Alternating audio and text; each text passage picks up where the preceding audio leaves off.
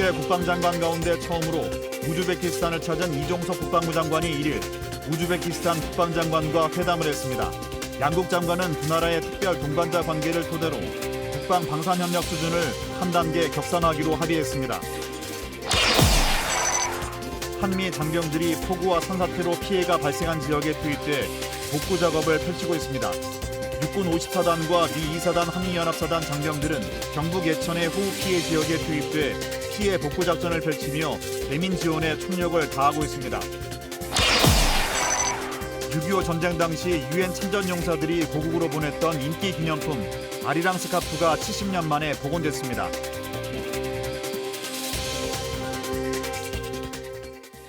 시청자 여러분 안녕하십니까? 국방뉴스 시작합니다. 역대 국방부 장관으로는 처음으로 우즈베키스탄을 방문 중인 이종석 국방부 장관이 현지 시간으로 1일 우즈베키스탄 국방장관과 회담을 했습니다. 양국 장관은 국방 방위산업 협력 수준을 한 단계 격상시키기로 합의했습니다. 한 우즈베키스탄 국방장관은 회담에서 고위급 인적 교류와 정보통신 기술, 사이버 안보, 방위산업 등 분야에서 교류 협력 방안을 논의했고 양측은 지속적인 정책 협의를 통해 내용을 구체화하기로 했습니다. 이 장관은 이와 함께 오는 10월 열리는 서울 안보대화와 서울 아덱스 행사에 쿠르바노프 우즈베키스탄 국방장관을 초청하기도 했습니다. 회담에서 쿠르바노프 장관은 우리나라와의 방산협력에 큰 관심을 표명했고 이 장관은 국내 무기체계의 우수성을 설명했습니다. 양국 장관은 회담을 마친 뒤 국내 방산업체와 우즈베키스탄 방위산업청 간 군용 광학제품 생산시설의 설립과 협력에 대한 양해각서 체결식에 참석했습니다. 이어 이 장관은 우즈베키스탄 최상위 군사교육기관인 군사아카데미를 방문해 한국어 수업을 듣는 현지 사관생들을 격려했습니다. 우즈베키스탄은 2021년 세계 군사교육기관 중 처음으로 한국어를 정식 외국어 과목으로 채택한 바 있습니다. 장마가 물러가고 폭염이 지속되는 요즘이지만 지난 집중호우로 막대한 피해가 발생해 일상 회복이 어려운 곳들이 많습니다. 이런 가운데 산사태가 휩쓸고 간 경북 예천의 한 마을을 복구하기 위해 한미 장병들이 손을 잡았습니다. 이태검 기자가 취재했습니다. 지난 1일 경북 예천군 효자면 한미 육군 장병들이 호우 피해를 입은 마을을 복구하기 위해 모였습니다. 덥고 습한 날씨 속 미군 장병들이 힘을 합쳐 나무를 밀어내고 사람이 옮길 수 없을 정도로 큰 나무는 중장비의 힘을 빌립니다. 흙 속에 파묻힌 돌을 모아 한 곳에 버리고 흙을 밀어내 길을 넓혀갑니다. It gives us again a great sense of pride, being able to give back to the community, being able to get them back to a sense of life. This is pretty devastating. I know they grow apples out here, and I'm pretty sure that's what they make their money and living on. So it's good to get back to a way of life for them. 토사와 폐기물이 뒤엉킨 곳에서는 육군 8사단 장병들이 폐기물 제거에 한창입니다. 54단 공병대대에서 투입된 굴삭기도 쉴 새 없이 움직이며 작업의 속도를 더합니다. 지금 현재 나와 있는 폐기물과 토사들을 정리하고 있으며 민간 쓰레기 수거 차량과 연계해서 지금 작업을 도와주고 있습니다.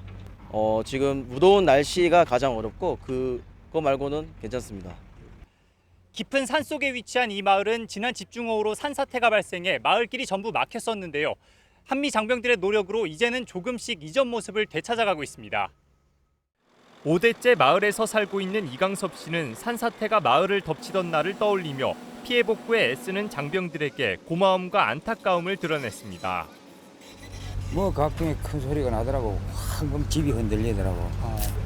여기 치는 소리와 함께 보니까 여기 있던 차들이고 뭐고 내려가는 거지. 이제 저 앞에 전주 넘어가고 앞선이 저기 불이 막 튀고 이랬는데 바위, 항토, 물 막 일로 길로 다 덮치니까 전부 그래 손자 같은 것들 고생만 하고 있는 거 보여 마음이 아프고.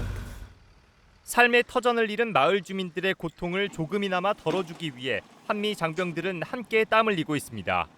국방뉴스 이태검입니다.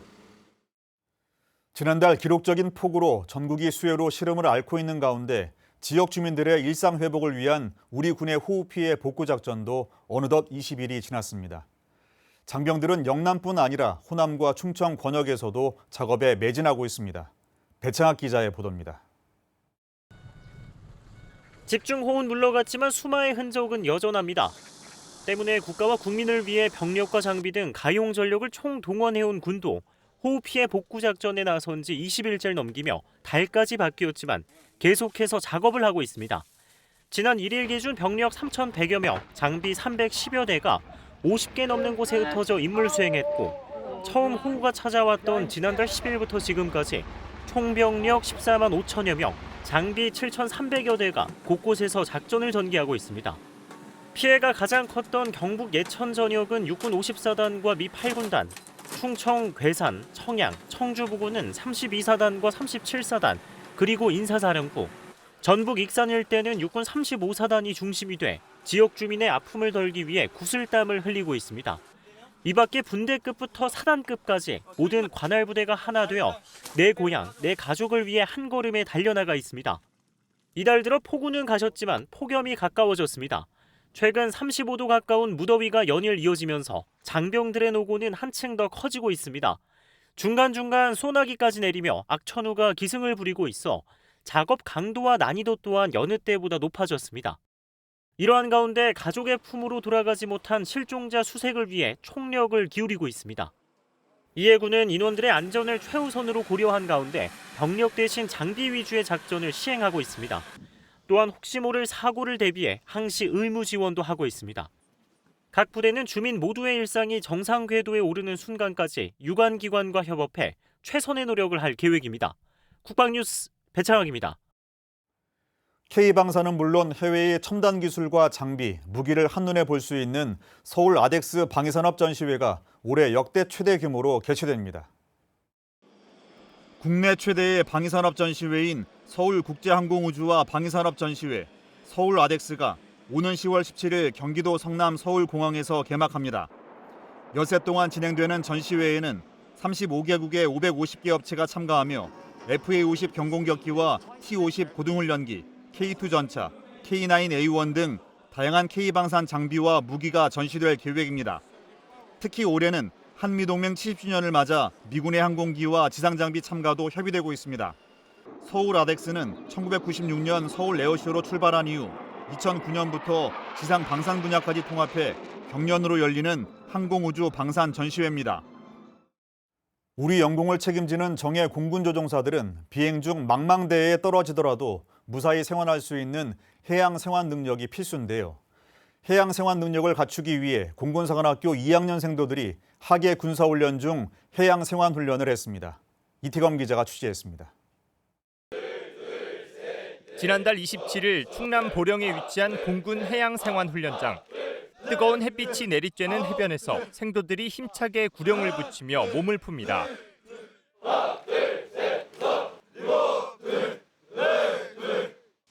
곧이어 본격적인 훈련이 시작됐습니다.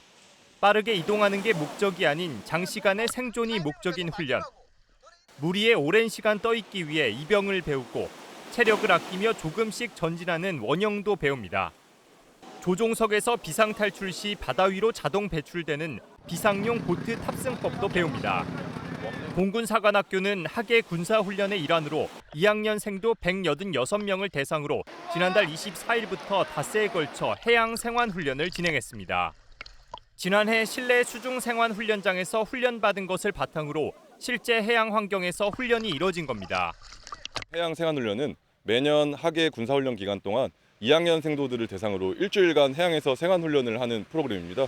본 훈련의 목표는 생도들이 해양 환경에서 적응을 하고 원형 및 이병 훈련을 통해서 유사시 발생할 수 있는 해양 환경에서의 생존 능력을 함양함에 있습니다.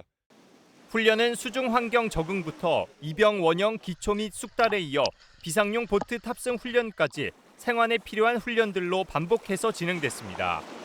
특히 생도 각자의 수영 능력에 따라 수준별 4개 반으로 나눠 효율적인 훈련이 가능하게 했습니다.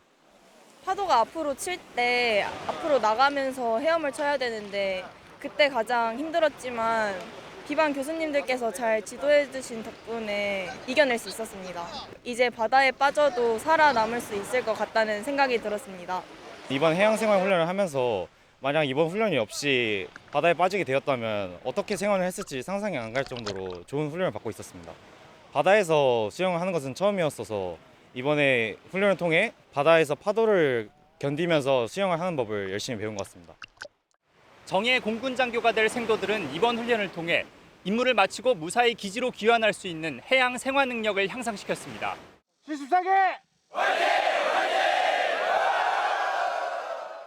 국방뉴스 이태검입니다.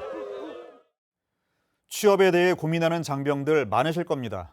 이런 장병들을 위해 육군교육사령부가 스펙 쌓기에 도움이 되는 2023년 리더십 콘텐츠 공모전을 개최합니다.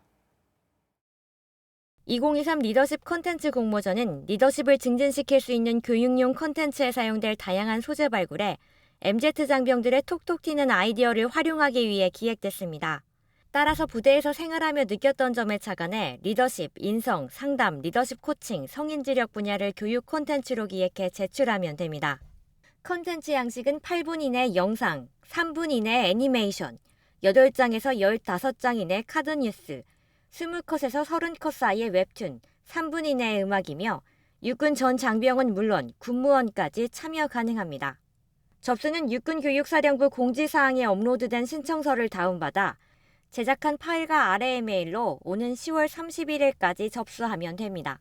수상자는 오늘 11월 발표될 예정이며 가장 좋은 성적을 기록한 금상 한 팀에게는 참모총장 상장과 80만 원 상당의 기념품을 수여합니다. 자세한 사항은 육군교육사령부 홈페이지에 접속하거나 교육사 리더십처로 문의하면 됩니다.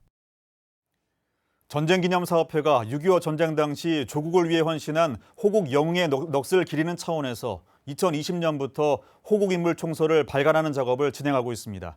지난 1일엔 세 번째 책자가 나왔습니다.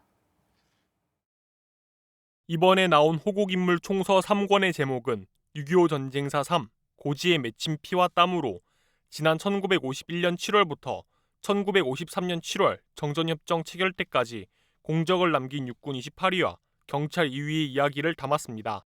주요 내용으로는 각 호국인물의 생애, 공적과 참여 전투 배경, 의의 등이 수록됐습니다. 이번에 발간된 6.25 전쟁 3권을 통해서 우리 대한민국과 자유민주를 지키기 위해 모든 것을 바친 우리 청년들의 사연들이 보다 널리 알려졌으면 좋겠습니다. 호국인물 총서는 전쟁기념관 도서자료실을 비롯해 전국의 전쟁, 군사박물관 등 유관기관에 배포됩니다. 온라인의 경우엔 전쟁기념관 인터넷 오픈 아카이브에서도 살펴볼 수 있습니다. 전쟁기념사업회는 앞으로 이번 총서에서 다룬 같은 시기의 해공군, 해병대 호국인물을 소개하는 6.25 전쟁 4편을 발간할 계획입니다.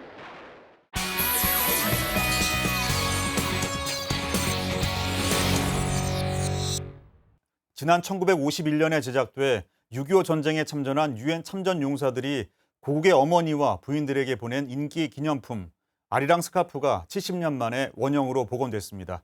어떤 의미가 있는 건지 자세한 이야기 나눠보겠습니다. 국가보훈부 6.25 전쟁 정전 70주년 추진단 이상은 과장 나오셨습니다. 안녕하십니까? 안녕하십니까? 네, 과장님. 일단 그 아리랑 스카프, 여기 지금 가져오셨는데요. 6.25 전쟁 당시 어떤 의미가 있었던 유서 깊은 물건인가요? 이 스카프는요, 6.25 전쟁 당시에 미군이 많이 주둔하던 대도시 상점들에서 판매하는 사실 기념품이었습니다. 그 중에서 가장 인기가 있었던 품목인데요. 이 아리랑 스카프는 초기에는 아리랑이 그려져 있지 않은 버전이었으나 이후 참전용사들이 아리랑을 부름으로써 이러한 스카프가 만들어졌다고 알려졌습니다. 이 스카프는 참전용사들이 고국에 있는 어머니나 배우자 그리고 여자친구를 위해서 구입을 했다고 하는데요. 그것들을 이제 그 아리랑 연구소에서 지금은 아카이브로 디자인을 보관되어 있고 지금 현재 6종류가 있습니다. 6종류의 아리랑 스카프 디자인 중에서 참전 국기가 있는 종류는 총 2가지가 있는데요.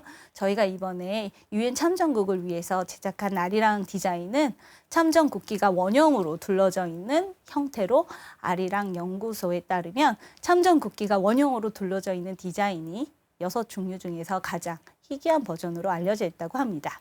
네, 그렇군요. 그래서 그 전쟁기념관에 전시된 아리랑 스카프도 특별한 사연을 갖고 있다고요?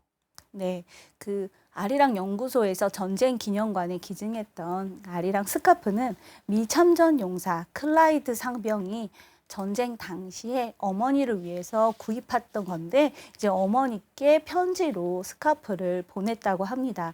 한데 이제 클라이드 상병은 그 전쟁 중에 전사를 하셨고, 그리고 이제 어머니께서는 이후에 아들이 생각날 때마다 아리랑을 부르고 그 아리랑 스카프를 만지면서 그 아들에 대한 그리움을 달랬다고 합니다.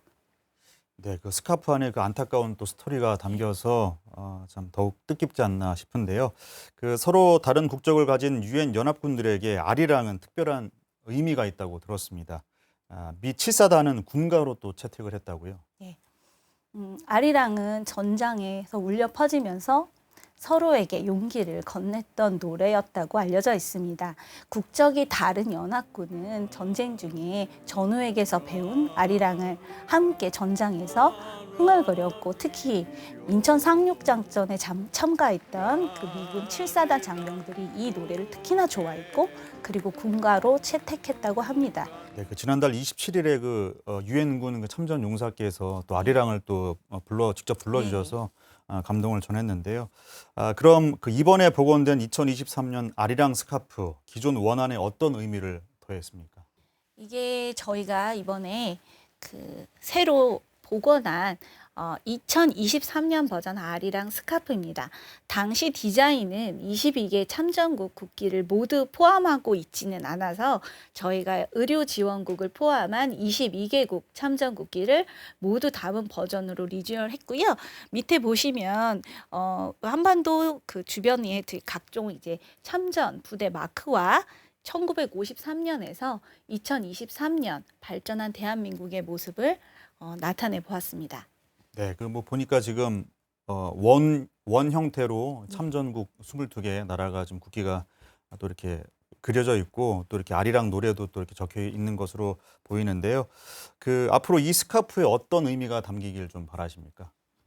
지금 이 스카프에 저희가 담은 의미는 70년 전에 22개국 국제 다양한 국가들이 연대를 해서 우리 대한민국의 자유민주주의를 수호하기 위해 뭉쳤던 의미를 담고 있습니다. 저희는 이 스카프를 만듦으로 해서 어떤 이 스카프에 우리가 전달하고자 하는 의미, 이 연대가 우리의 자유민주주의와 변형을 가져다 주었던 이 의미를 담아서 이 국가에게 대한민국의 감사함을 같이 전달을 하고 싶고요. 이 의미가 앞으로도 지속적으로 그 국가와 우리나라를 공고히 만드는 이러한 의미로 작용했으면 좋겠다고 생각을 하고 있습니다. 네, 아리랑 스카프와 관련된 이야기 잘 들었습니다. 지금까지 국가보훈부 6.25 전쟁 정전 70주년 추진단 이상은 과장과 함께 이야기 나눴습니다. 오늘 말씀 감사합니다. 감사합니다. 오늘의 국방단신 전해드립니다. 육군 7공병여단이 1일부터 12일까지 진행되는 새만금 세계 스카우트 잼버리에 도하 장비인 부교를 지원했습니다.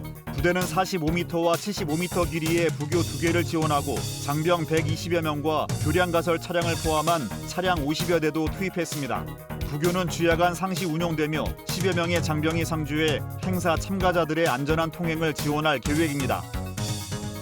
해군 특수전전단이 1일 명예해군 중령인 이국종 국방부 의무자문관을 초빙해 교육을 진행했습니다. 교육에 참가한 특수전 요원들은 응급처치 이론 교육을 듣고 임무 중 발생할 수 있는 다양한 종류의 외상에 대한 응급처치 절차를 숙달했습니다. 공군 장병과 군무원들이 혈액수급난 극복에 힘을 보태고 있습니다. 공군 3훈련 비행단은 지난달 31일부터 2일까지 헌혈버스 4대를 부대 곳곳에 배치해 헌혈을 장려했고, 3미사일 방어여단은 1일 장병들이 많이 활동하는 본청 앞에 헌혈버스를 배치하고 헌혈을 장려했습니다. 육군 1군단 항공단이 1일 18만 시간 무사고 비행 기록을 기념하는 행사를 했습니다. 이번 성과는 2001년부터 올해까지 22년에 걸쳐 달성한 결과물로, 부대가 그동안 사고 없이 비행한 거리는 2,900만 킬로미터로 지구 둘레를 730바퀴 돈 것과 같습니다.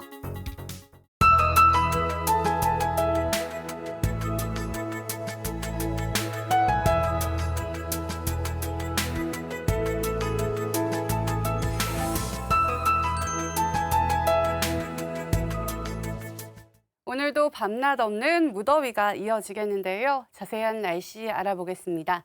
폭염의 기세가 꺾일 줄 모릅니다. 중부지방을 중심으로는 엿새째 폭염 경보가 이어지고 있는 가운데 오늘도 어제만큼이나 무덥겠는데요. 한낮에 서울이 34도, 강릉 36도까지 오르겠습니다. 극심한 폭염에 온열 질환자 수가 급증하고 있는 만큼 건강관리 잘 해주셔야겠습니다. 오늘도 맑은 하늘 아래 강한 볕이 내리쬐면서 자외선 지수 매우 높은 수준까지 치솟겠고요. 대기 불안정으로 내륙에는 갑작스럽게 소나기가 쏟아질 때가 있겠습니다. 내일도 밤에는 열대야가, 낮에는 찜통더위가 기승을 부리겠는데요. 자세한 기온 살펴보시면 내일 아침 최저기온 서울은 26도, 대구는 24도로 출발을 하고요. 한낮에는 서울이 35도, 원주 36도, 대구 37도까지 치솟겠습니다. 작전 기상입니다. 해상 작전에 제한이 있겠습니다. 극심한 폭염은 계속해 이어지겠습니다. 이상 공군 기상단 제공 기상정보였습니다. 이제는 지구 열대화라는 말이 나올 정도로 극한 더위가 일상이 되고 있습니다. 장마가 끝나고 낮 기온이 33도를 넘는 폭염이 이어지면서 열사병을 포함한 각종 온열 질환으로 인한 문제가 심각합니다. 하지만 이런 상황에서도 군장병들은 전국 곳곳에서 폭우 피해 복구 작업을 위한 대민 지원과 국가와 국민을 지키기 위한 철통 경계에 힘쓰고 있습니다. 군장병들이 헌신한 만큼 하루빨리 복구가 마무리돼 주민들이 일상으로 돌아갔으면 하는 바람이고, 모든 군장병들도 작전을 완료하고 무사히 부대로 복귀했으면 좋겠습니다. 국방뉴스를 마칩니다. 감사합니다.